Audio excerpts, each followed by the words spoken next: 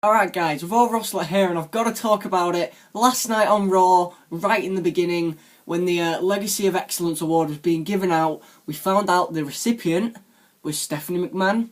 And she came out and she was ready to give a speech. But then we heard, here comes the money, here we go, money talks. Here comes the money, money, money, money, money, money, money, money, money, money, dollar, dollar, dollar, dollar. Shane McMahon is back.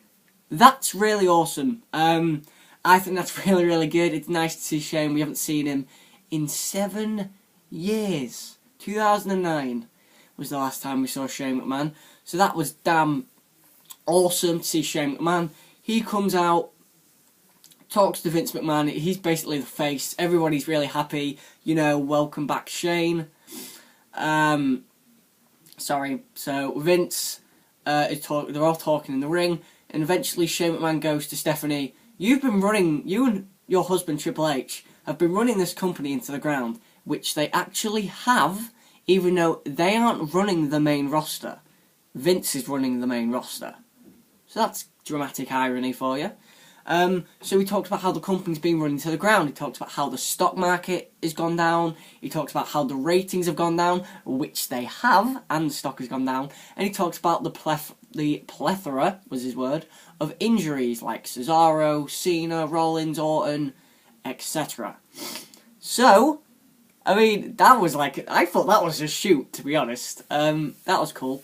So then Vince tells Stephanie to go to the back, and Vince talks to Shane and is like, what do you want, Shane? And Shane goes, I want control of Monday Night Raw.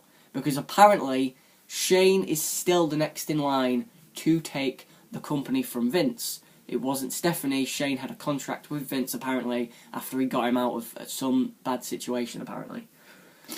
So, Shane says he wants control of Monday Night Raw. Vince says, okay, if you win one match at WrestleMania against The Undertaker inside Hell in a Cell. Okay, it's very early to be predicting this, but I think what is so good about this matchup and the fact that Shane's back is it's so unpredictable. I have no clue where they're going to go with it. I have no idea what's going to happen. I don't know why you'd pick The Undertaker. The Undertaker's never been loyal to Vince. He's been loyal to the WWE, not Vince. He's been loyal to the interests of the WWE or the WWF, not Vince. So that's kind of strange. Is Shane even actually going to wrestle? He's 46 years old. And I know he probably loves to take he'd love to take another insane bump, like Backlash 2001 or SummerSlam 2000, but he's 46 years old, and I can't see it happening. In fact, he's kind of showing his age, to be honest. So that segment, Shane accepts, and there's your match for WrestleMania. Shane McMahon versus The Undertaker, Hell in a Cell. If Shane wins, he takes control of Monday Night Raw and basically the WWE. If Undertaker wins, then Vince McMahon gets Shane's lockbox, which is basically leverage that Shane has against Vince McMahon, so Vince can never be used by Shane again. Awesome, really good. The first hour of Raw was great.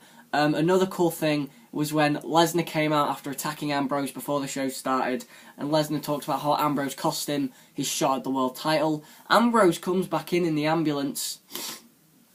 Lesnar walks away. Ambrose says, Brock, I want you at WrestleMania, no holds barred, street fight. Lesnar gives him an F5 and Paul Heyman goes, Brock accepts. So that's another match set for WrestleMania. Brock Lesnar, Dean Ambrose, street fight. I think it's actually a no holds barred match. That's going to be freaking brilliant. And finally, the last match I wanted to talk about that's kind of been set for Mania is Charlotte taking on either Sasha Banks or Becky Lynch. I think it will actually be a triple threat. Sasha Banks and Becky Lynch won't. They'll probably be in a match and Charlotte will run in and just get someone disqualified.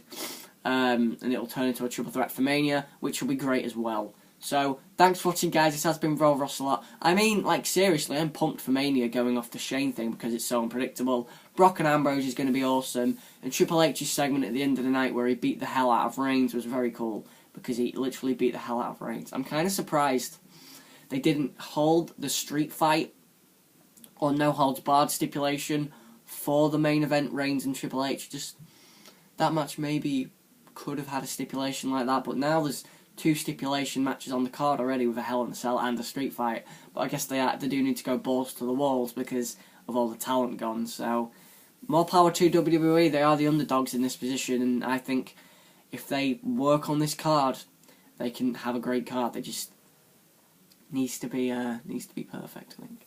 So thanks for watching, guys. This has been Raw vs. Ocelot. Shane O'Mac is back, and that's what I'm going to leave you with. Like, comment, and subscribe for more.